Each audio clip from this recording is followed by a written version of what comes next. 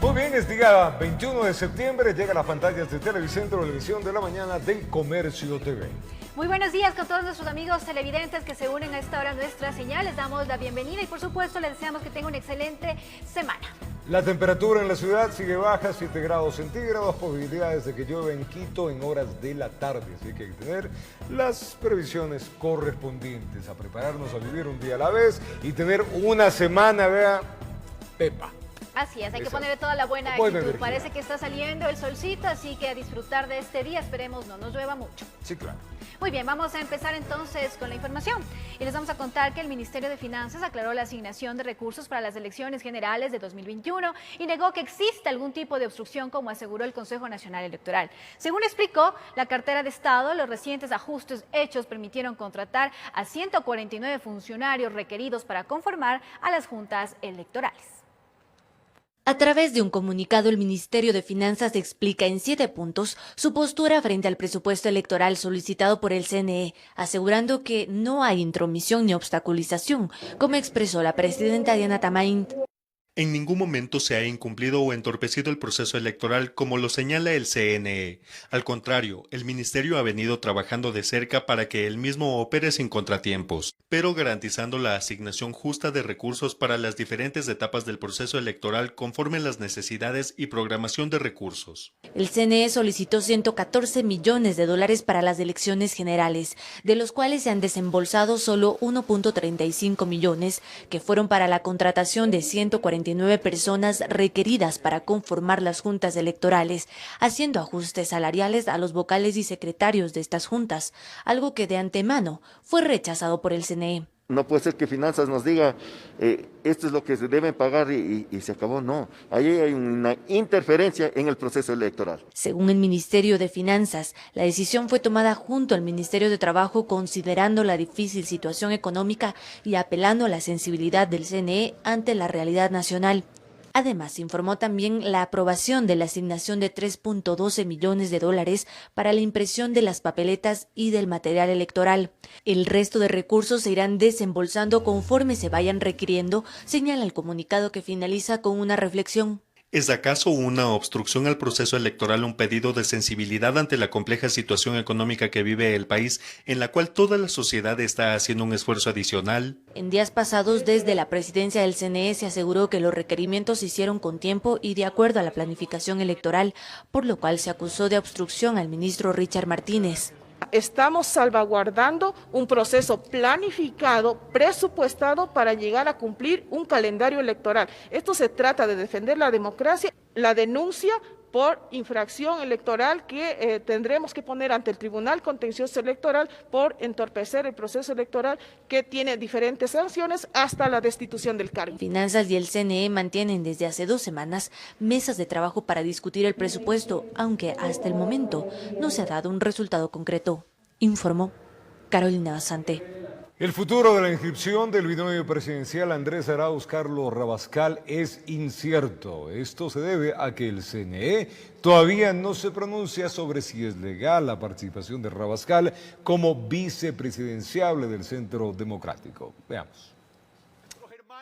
Carlos Rabascal, quien fue presentado hace varios días como el dueto de Andrés Arauz en la carrera electoral a Carondelet, y hacia adelante ante las acciones que se tomarán si desde el CNE se evita la inscripción del binomio presidencial. Que tengan presente Luis Verde Soto y Enrique Pino, que nosotros no nos vamos a quedar inmovilizados si pretenden evitar la inscripción de nuestro binomio Arauz-Rabascal. Según el político, esto implica salir a las calles para defender la democracia. Adelanta que todo se enmarca dentro de la protesta pacífica. Si eso llegase a pasar, tengan la certeza, ecuatorianas y ecuatorianos, que Andrés Arauz y Carlos Rabascal estaremos en la calle defendiendo la democracia junto a todos aquellos que aman la institucionalidad democrática del país. Pero hasta ahora todos los criterios son suposiciones, pues desde el CNE todavía se analizan estos factores en donde se juega la suerte del binomio. Hay que revisar los procedimientos que se cumplen Hay ciertos requisitos como haber participado en primarias, haber aceptado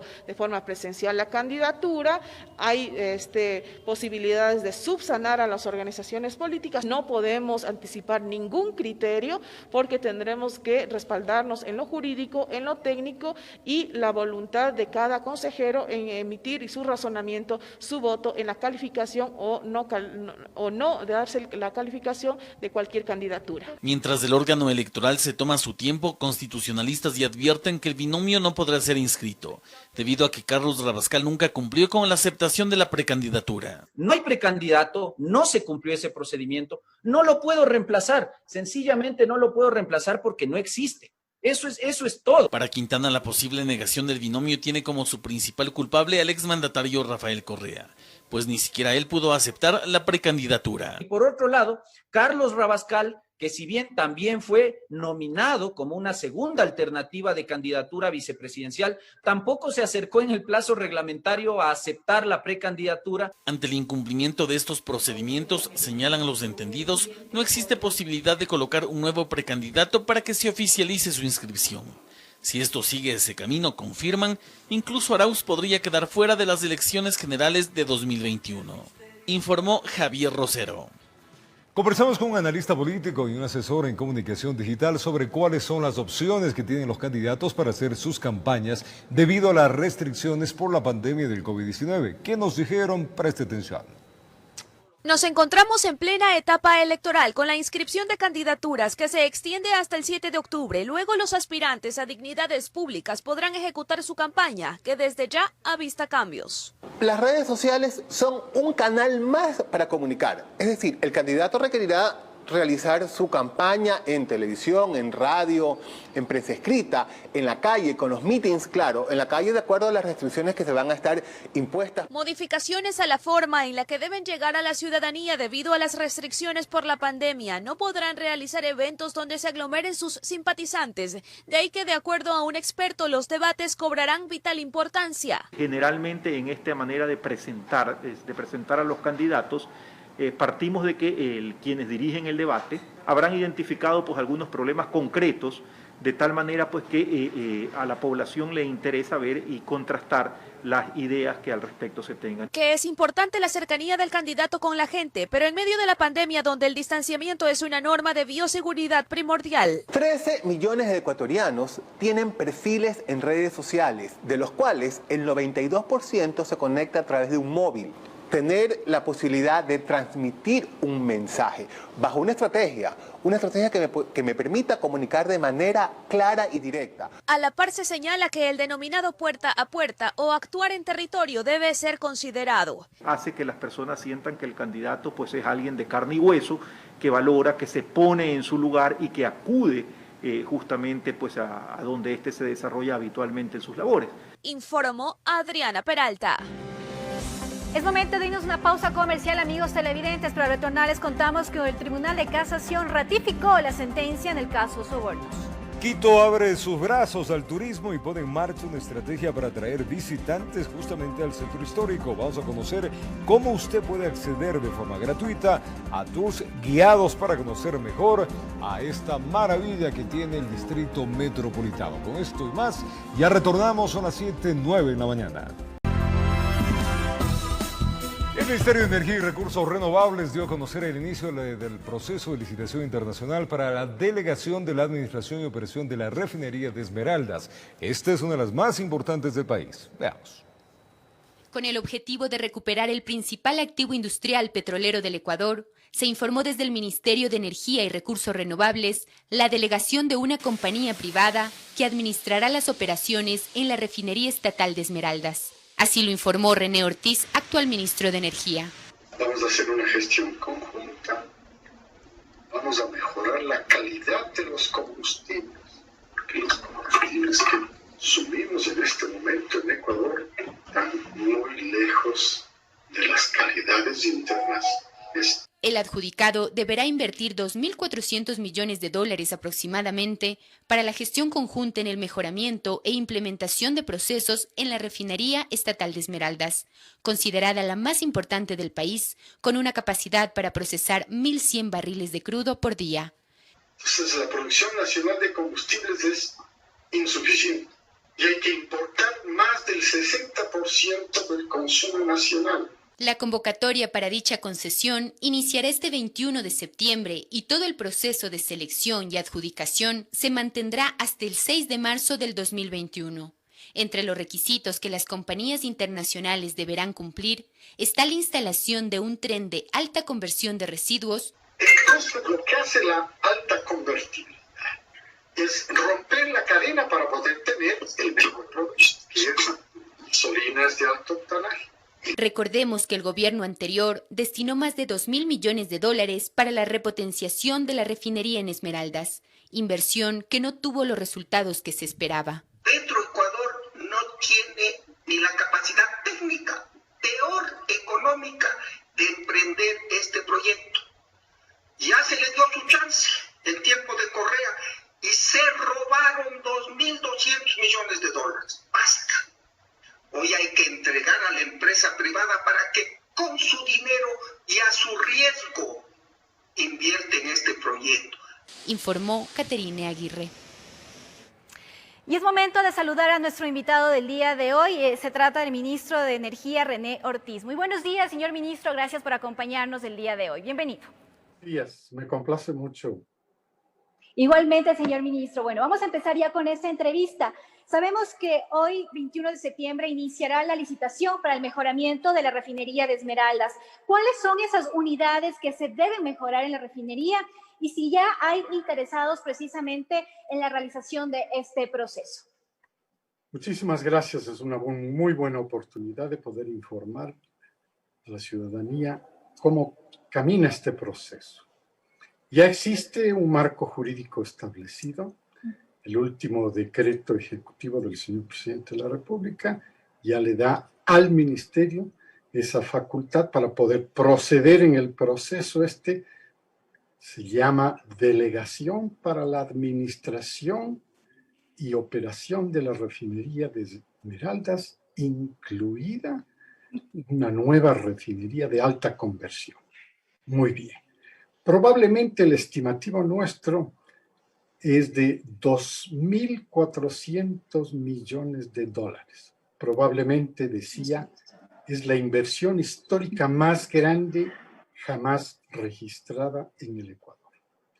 Un proyecto importantísimo, un activo como activo industrial propiedad del Estado, como la refinería de Esmeraldas, en un proceso de obsolescencia tecnológica imparable, pero no hay absolutamente un centavo para que esto lo realice la empresa estatal, el auspicio del gobierno nacional.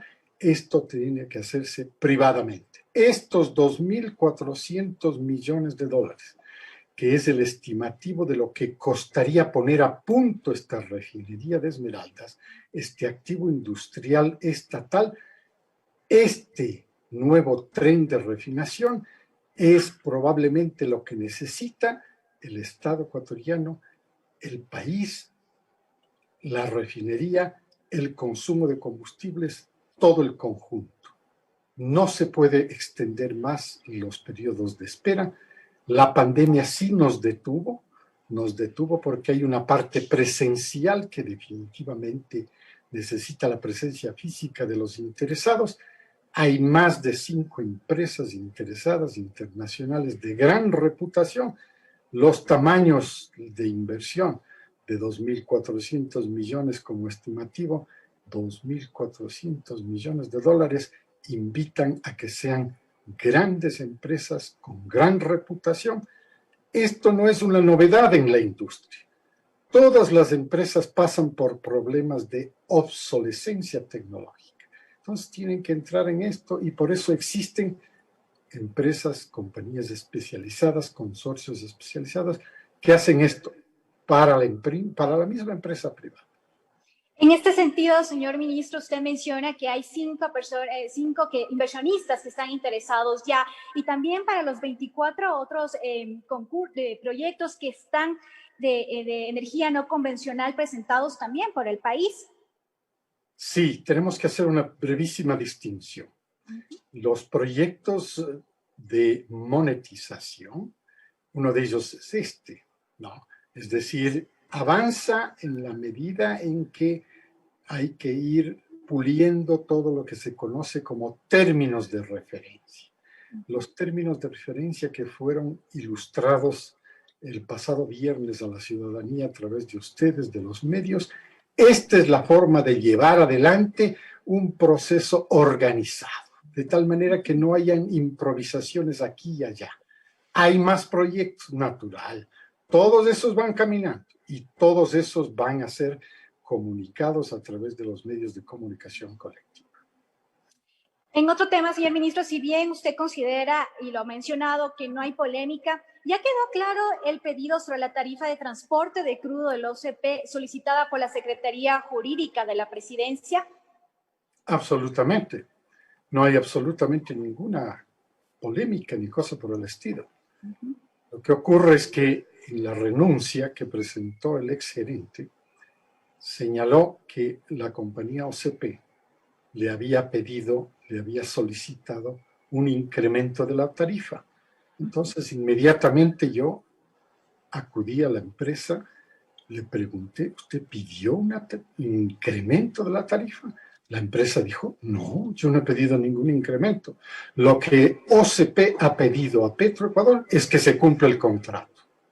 Entonces, le digo, usted haga el desmentido público para que la ciudadanía se entere de que la empresa OCP jamás le pidió a Petroecuador un incremento de la tarifa. La tarifa es la misma, la tarifa es la más baja, eso dice el contrato, eso dice la tarifa. Es la menor, eso dice el contrato, eso dice la tarifa. Fin del problema.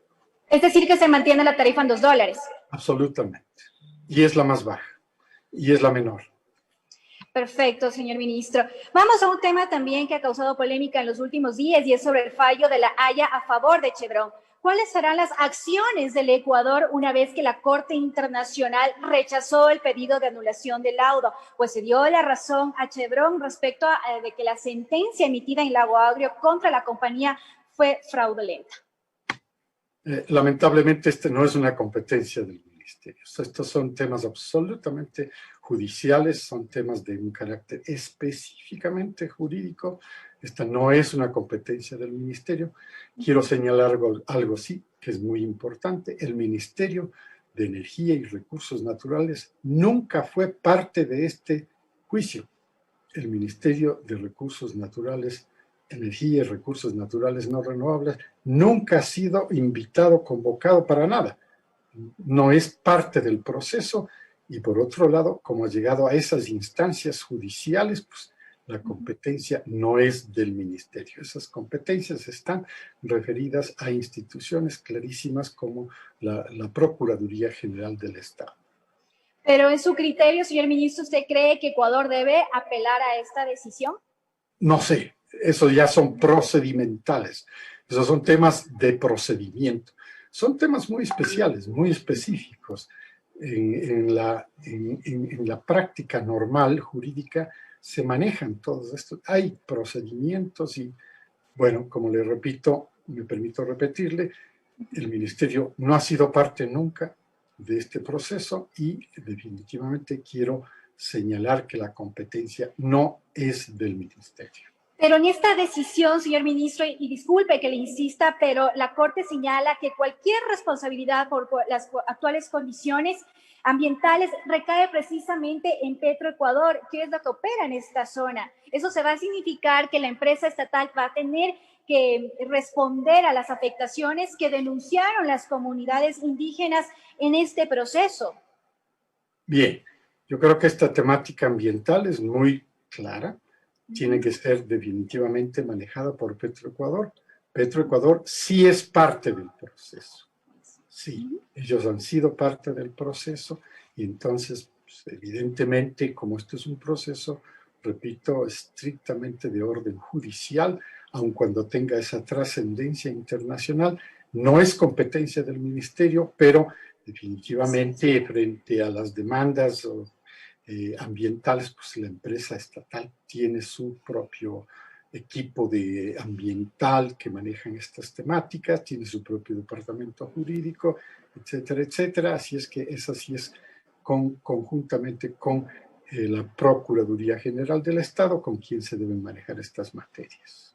Entonces se tiene que iniciar este proceso Bueno, ya está, el proceso terminó. Sí. Perfecto.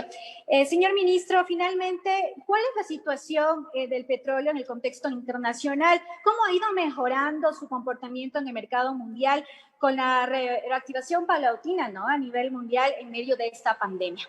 Usted lo ha dicho, de manera paulatina.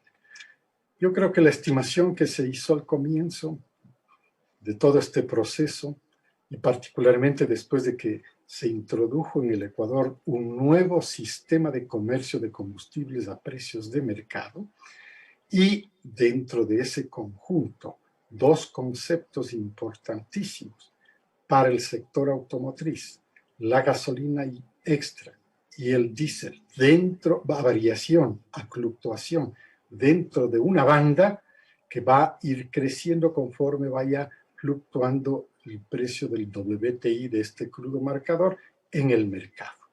Esto es uno de los principios que rigen desde junio de este año. Además, existe también esta invitación para que el sector privado también pueda participar en la libre importación de combustibles nuevos, subrayo, combustibles nuevos, donde se puede introducir ya el concepto de calidad para la competitividad. Por primera vez el proceso llevaría al consumidor a seleccionar por calidad, inclusive por precio. Entonces, estos son los dos conceptos que se han manejado, y vemos que el mercado petrolero internacional se ha mantenido bastante lento, paulatino el aumento. Y usted ha visto el reflejo, y los ciudadanos también han visto el reflejo. La gasolina extra se ha mantenido en unos 70. La gasolina extra no ha variado en el siguiente mes de julio, tampoco en agosto. Ligeramente en la parte centesimal, subrayo, ha variado un poquito la gasolina extra. El diésel sí ha variado, más o menos unos 4 centavos, entre 3.9 y 4 centavos, y dentro de esta banda de 5% en la cual fluctúa. Sin embargo, veo que la prospección hacia futuro sigue siendo la misma. Los precios van a aumentar, pero muy lentamente. Así debe reflejarse en el mercado petrolero local de Ecuador. La razón le explico. ¿Por qué tiene que hacer una referencia al mercado petrolero internacional? Porque Petroecuador importa más o menos el 75% de las gasolinas del mercado internacional. Importa el 80% del diésel del mercado internacional. Entonces hay que tener esa referencia del mercado internacional metida dentro de todo este proceso del nuevo mercado de combustibles a precios de mercado. Ahora, señor ministro, usted menciona que se hace una invitación a la participación de la empresa privada. ¿Han tenido ya interés por parte de la empresa privada? Ha habido interés, ha habido conversaciones. Está preparado una reforma legal que tiene que ser enviada en los próximos días a consideración de la legislatura. Esa reforma legal permite precisamente la participación privada directamente. Esto sería un alivio directo a la caja fiscal, porque el que pone el dinero para importar el combustible es el privado. Ya la caja fiscal no pone el dinero. Con respecto al alivio directo. Con respecto al sistema de las bandas, señor ministro, ¿esto cómo ha funcionado? ¿Cuáles son los resultados que han dado? Muy bien. Yo creo que el público ha podido entender. Es un proceso educativo. Hay que reconocer que hemos vivido un largo periodo de monopolio. Y durante el monopolio, pues, no se compite. Pues, hay una sola empresa que es la que hace todo, ¿no? Y en el monopolio, pues, evidentemente estaban fijados los precios, habían subsidios, habían tanta cosa. El mismo tipo de gasolinas, estábamos fuera de normas internacionalmente. Los automotores no podían vender sus vehículos con las garantías que ofrecen de 10 años y lo que sea, sino reduciéndolas precisamente porque los automotores estaban diseñados para otros tipos de combustibles y ahora en el mercado ya no se puede tener eso. Todo este proceso, por ejemplo, de la delegación para la administración y operación de la refinería de Esmeraldas, tiene un concepto detrás de esto, que es los combustibles que ellos produzcan suben a nivel mínimo Euro 5. Se elevó el estándar, se elevó la calidad, se mejoró. Este es el proceso, es un proceso de mejoramiento. Ahora, ¿esto quiere decir que los que importen combustibles, por supuesto, tienen que importar con mínimo Euro 5? Esto quiere mostrarle al público una mejora completa. Perfecto, señor ministro. Muchas gracias por esta información, por habernos acompañado en esta entrevista. Que tenga un excelente día. Encantado, fue un placer. Nos vamos a un corte comercial, amigos televidentes, y ahora retornamos con más información.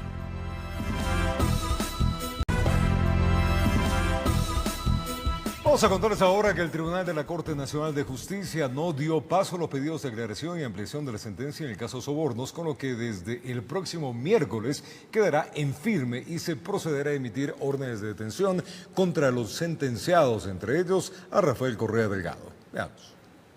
Fue la mañana de este viernes que el Tribunal de Casación en el caso Sobornos 2012-2016 se pronunció sobre la negativa a los pedidos de aclaración y ampliación. El tribunal ha desechado todos los pedidos de aclaración y ampliación, señalando que son improcedentes e impertinentes porque la decisión es absolutamente autoexplicativa. Ellos consideran que la argumentación que desarrollaron en la sentencia notificada el 8 de septiembre es suficiente y que no requiere ninguna explicación adicional. Con esto, pasado el mediodía del próximo miércoles, el primer tribunal de la Corte Nacional de Justicia, que conoció Sobornos, podrá emitir las órdenes de detención para los sentenciados. El tribunal de origen tiene la responsabilidad, de acuerdo con nuestra legislación procesal, de emitir las boletas constitucionales de captura para que se localice a los acusados que han sido condenados en esta causa y se les conduzca a los centros donde deberán cumplir las penas privativas de libertad. En el caso de quienes decidieron huir y están en el exterior, será Cancillería quien deberá efectuar el trabajo diplomático para requerir las extradiciones. Los que se quedaron siguen quemando los últimos cartuchos. Tendremos 20 días nosotros para presentar una acción extraordinaria de protección con prueba nueva para determinar la inocencia, así como las acciones que se están siguiendo en la Corte Interamericana de Derechos Humanos. Es eso el siguiente paso. A partir del miércoles se ejecutaría la sentencia de 8 años de cárcel contra Rafael Correa, Jorge Glass, varios exministros del correísmo y empresarios privados. Nosotros actuaremos con toda la seguridad ante los organismos internacionales, ante la Comisión Interamericana de Derechos Humanos.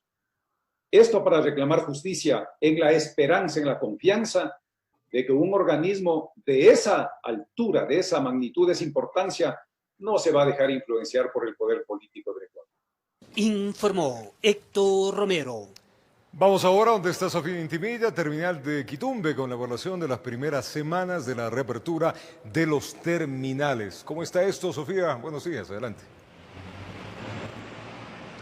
Roberto, amigos, que tengan un buen día. Bueno, aquí cada vez llegan más usuarios a la terminal de Quitumbe, una de las más importantes del distrito metropolitano. Recordemos que se aperturó el 2 de septiembre tras la disposición del COE Nacional y COE Metropolitano. Únicamente puede funcionar con el 40% del aforo, de acuerdo a lo que han dicho las autoridades hasta el momento. Sin embargo, estas disposiciones pueden cambiar de acuerdo al comportamiento del coronavirus en la ciudad. Uno de los destinos más apetecidos por la comunidad actualmente es Ambato y Latacunga, las provincias del sur del país, pero sin embargo cercanas, puesto que las que están lejos aún no tienen tantos usuarios como antes existían. Están viendo uno de los andenes, el andén del medio, y precisamente este es uno de los buses que va a Ambato, y ahí miran la cantidad de personas que ingresan a ese lugar. Recordarles a la comunidad la importancia de utilizar la mascarilla, cubriendo siempre nariz y boca, y en especial dentro de las unidades para evitar cualquier tipo de inconveniente. Vamos a conversar con el subgerente de la terminales de la empresa de Metropolitana de Pasajeros para que por favor nos amplíe la información. Muy buenos días. Conocer hasta el momento cuántos usuarios han utilizado la terminal y si es que ha habido algún inconveniente, no sé, alguna persona que tenía temperatura alta o algún indicio de coronavirus por lo cual no se le permitió el ingreso. Muy buenos días. Sí, nosotros desde el 2 de septiembre que reaperturamos las terminales, en el terminal Quitumbe hemos tenido una afluencia acumulada de 83.000 usuarios más o menos. En promedio se tiene entre 3.000 y 3.500 personas con picos altos los fines de semana, los días viernes y los días sábados. Con respecto a los usuarios, nosotros contamos con el apoyo de la Secretaría de Salud, quienes realizan pruebas PCR a los usuarios que llegan, tanto a los usuarios que salen de manera aleatoria y sí, en efecto no ha habido ningún inconveniente hasta el momento. Se ha registrado personas que llegan con algún malestar y inmediatamente se los pone a consideración de la Secretaría de Salud. ¿Podemos tener un porcentaje de cuántas personas llegan con un tipo de malestar o con fiebre durante el día o la semana y ellas son transferidas a la Secretaría de Salud? Ese dato, bueno, lo maneja la Secretaría de Salud, ellos internamente lo tienen y se lo pasa al COE Metropolitano para que ellos puedan tomar cualquier decisión en caso de que se requiera algún tema de cierre o apertura de más frecuencias en las terminales.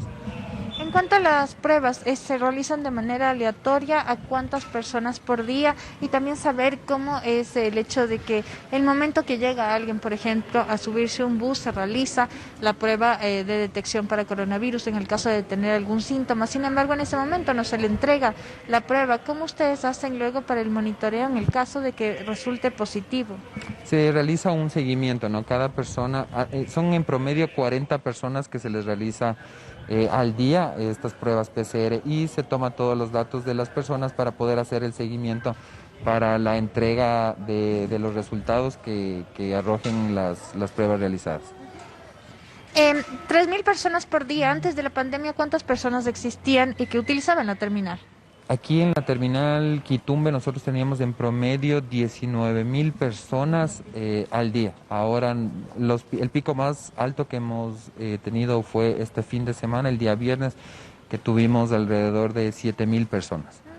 Perfecto, muchas gracias. Bueno, de todas maneras es bastante reducido el número de pasajeros que ingresan a esta terminal con relación a antes de la pandemia. El compromiso es nuestro, el cuidado es nuestro, hay que tener muchísimo cuidado y hincapié en las normas de seguridad hacemos en cuanto al uso adecuado de la mascarilla. Si es un viaje corto, por favor, más bien no comer ni beber nada en el interior de los buses y en especial, si tiene alguna presunción de que pudo estar en contacto con alguna persona que tenga coronavirus, lo más ético, moral y responsable para toda la sociedad es más bien permanecer en casa hasta curarse y luego sí poder salir y realizar las actividades cotidianas. Esa es la información desde aquí, desde el terminal Quitumbe, en el sur de la capital. Roberto, ustedes continúan con más. Recomendaciones válidas, Sofía Intimilla, gracias, referente al cómo se está desarrollando toda la normativa de bioseguridad, pero todo depende también de ustedes, así que son válidas siempre tomar las precauciones del caso. Ali. Ahora les contamos que Quito abre sus brazos al turismo y pone en marcha una estrategia para atraer visitantes al centro histórico. Conozca cómo puede acceder de forma gratuita a tours guiados para conocer más y mejor a la Carita de Dios. Con la reactivación de actividades en el Ecuador, también se pone en marcha el turismo en Quito, que se ha visto gravemente afectado por la paralización durante la pandemia. Es por eso que la empresa municipal Quito Turismo impulsa la campaña Reencontrémonos con el Centro Histórico, mediante la cual más de un centenar de ciudadanos podrá vivir una experiencia única en un recorrido guiado y gratuito por el corazón de la capital. Donde la idea es justamente difundir que el sector turístico está listo, está preparado, aplicando correctamente los protocolos de bioseguridad. La experiencia empieza en uno de los buses tour de Quito, al cual podrán subirse siempre tomando las medidas de bioseguridad, como la temperatura, la desinfección del calzado y el distanciamiento social. Al llegar a la calle García Moreno en el centro de Quito puede dejarse deslumbrar por la hermosura y el encanto del recorrido de las 7 cruces, una ruta utilizada por los incas para comunicar al Panecillo con la Loma de San Juan. Les invitamos a reencontrarse con Quito, con esta ciudad mágica. Durante todo el trayecto, además de poder conocer más de la historia y el arte que envuelve al casco colonial quiteño, también podrá disfrutar de las coloridas presentaciones artísticas. Para nosotros será un placer contarles cada una de las historias y leyendas que tenemos en las esquinas de Quito, iglesias, conventos y monasterios. Así que les animo, vengan por favor, tenemos todas las precauciones posibles. Muy conmovedor, una mezcla de nostalgia también y alegría a la vez, que el haber salido porque hemos cumplido con las medidas y venir a visitar Quito y saber que vamos en camino de reactivarlo. El tour dura alrededor de 4 horas. Anímese a conocer otro rostro de esta joya patrimonial que es Quito y también sea parte de la reactivación del turismo en la capital. Nuestros vecinos nacionales de todo el Ecuador van a saber que estamos ya abiertos con todas las normas de bioseguridad y con la seguridad de vigilancia. El fin de semana del 26 y 27 de septiembre, los recorridos saldrán desde el sur de la capital. Para poder acceder a un espacio, deberá inscribirse en la página visitquito.es. Informó Carolina Basante. Y a propósito de este mismo tema, empresarios y operadoras turísticas solicitan al gobierno reformas para el funcionamiento de los grandes y pequeños negocios en Galápagos que se han visto afectados económicamente por la pandemia. ¿De qué se trata? Le contamos. La reactivación económica en Galápagos a través del turismo avanza como popularmente se lo diría, a paso de tortuga. La situación genera incertidumbre y preocupación. Galápagos recibía aproximadamente, el año 2019 recibió en total aproximadamente 270.000 turistas durante el año. Eso en pocas palabras son unos 25.000 turistas mensuales, un poquito menos, 22.000 turistas al mes en promedio. En el mes de agosto, si no estoy mal, la estadística oficial es que no pasó de los 500 turistas en total. Operadoras turísticas y la Cámara de Industria solicitan a las autoridades estabilidad jurídica para las empresas que se encuentran en el archipiélago. Nosotros lo que estamos pidiendo justamente es que exista unas reformas y unos cambios que permitan las inversiones, garantizar las inversiones en Galápagos que existen en este momento para la atracción de turismo, por ejemplo, a través de la renovación de los permisos para los operadores turísticos.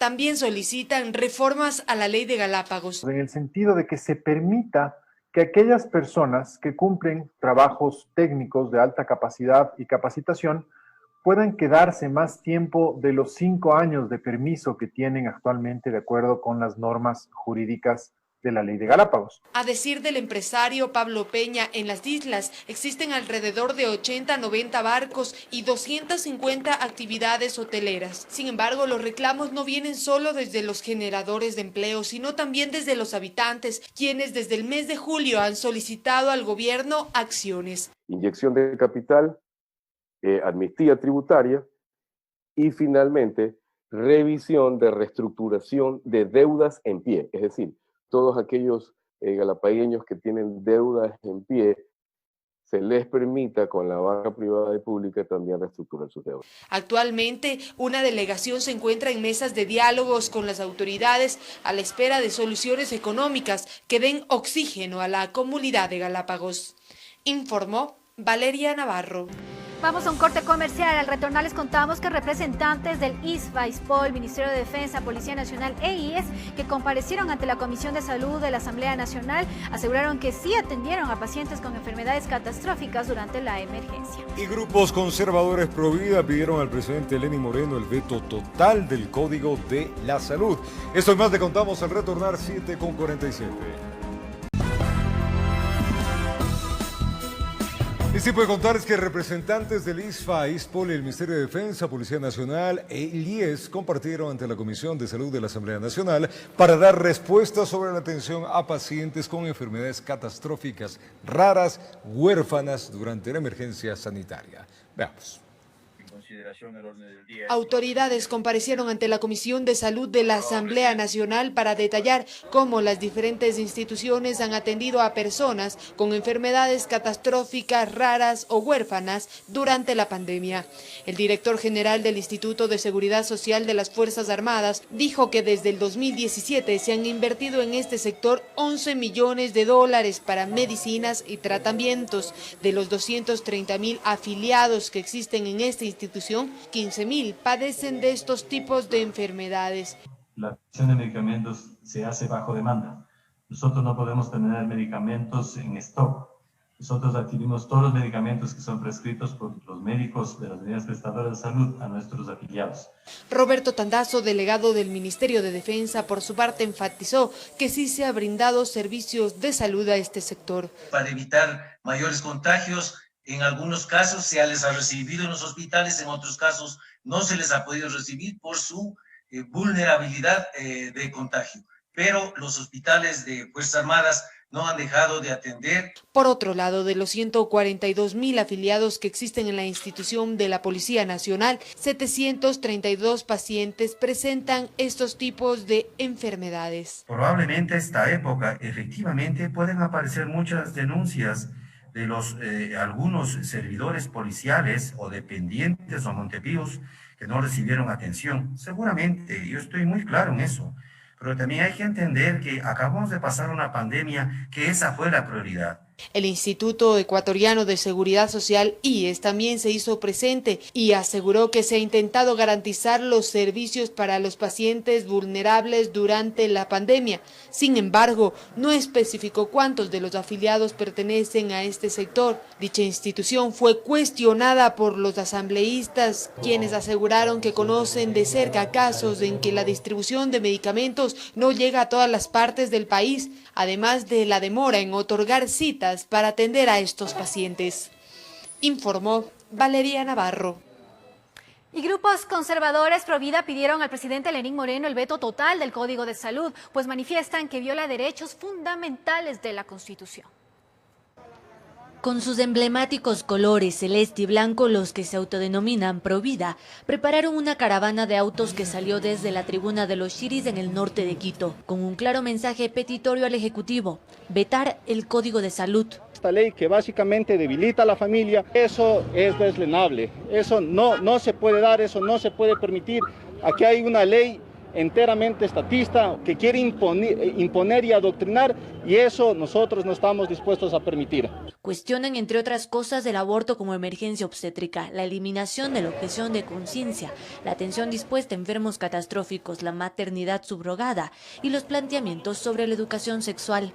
Que todos merecemos, como ciudadanos que somos, el derecho a la vida, a la objeción de conciencia y al derecho de educar a nuestros hijos como realmente nos acogen nuestras creencias o a lo que nosotros estamos dedicados. Entre los asistentes se encontraban grupos de la sociedad civil y también agrupaciones religiosas. La caravana rodeaba el Parque de la Carolina cuando se encontró con un reducido grupo pro aborto que intentó boicotear la manifestación.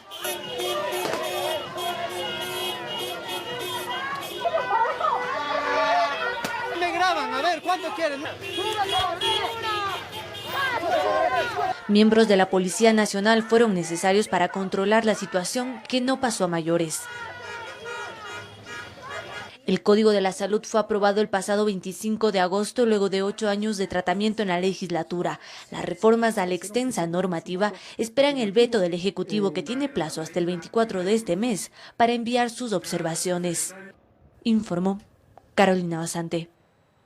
Y surgen nuevos cuestionamientos al concurso de las y los jueces de la Corte Nacional de Justicia. Expertos sugieren que se debería establecer una condición diferente al proceso para garantizar la transparencia del mismo.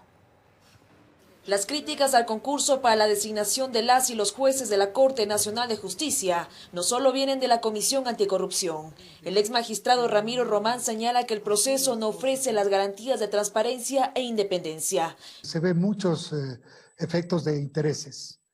Hay mucha gente que quiere dan el poder de la función judicial y de los jueces. Con este mismo criterio coincide la abogada penalista Paulina Araujo. Sostiene que al existir información confidencial, eso confirmaría que el concurso no es legítimo. Y ya en el contexto de un concurso público de oposición y merecimientos de altos jueces, yo me pregunto qué es lo que tiene que ser confidencial. Si lo que se van a evaluar, entiendo yo, son hojas de vida, trayectoria. Pero ¿cuál es la postura del Consejo de la Judicatura que lleva adelante el concurso? Uno de sus vocales asegura que no hay reserva en la información de los participantes. Los expedientes íntegros de manera digital de los 100 postulantes que se encuentran en la fase de méritos.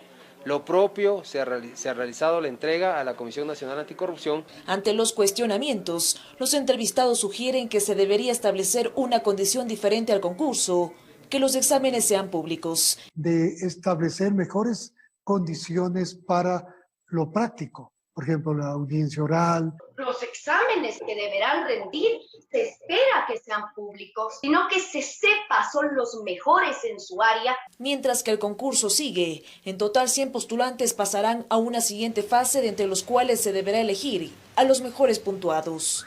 Nosotros hacemos un llamado a todas las organizaciones, veedurías, observatorios que deseen plegarse o participar en este proceso a fin de que obviamente realicen su control social. Informó Priscila Cadena. Ahora protegerte del COVID-19 depende de tus acciones. Es importante mantener distanciamiento social en todos los lugares públicos. Cuida que estés alejado 2 metros de otras personas y no realices reuniones presenciales si no es necesario. Recuerda que la pandemia aún no termina. Cuida de ti y de tu familia.